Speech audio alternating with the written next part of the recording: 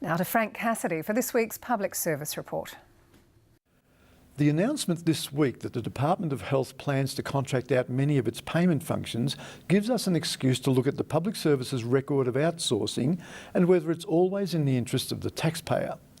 In the past 20 years or so, the government has sold or privatised a number of publicly owned operations, arguing quite reasonably that it's not in the business of running airlines like Qantas, banks like the Commonwealth, or telecommunications companies like Telstra. But should it be in the business of making Medicare and other health payments?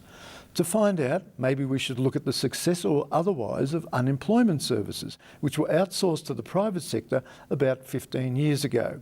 At best, we'd have to say the jury is still out. But two things are certain.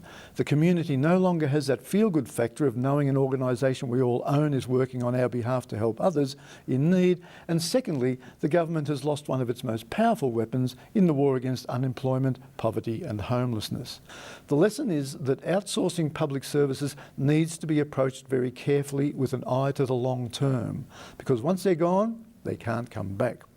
And with the big three former government businesses, Qantas, Telstra and the Commonwealth Bank, often making news for all the wrong reasons these days, they might just have been better off staying where they were. I'm Frank Cassidy from psnews.com.au.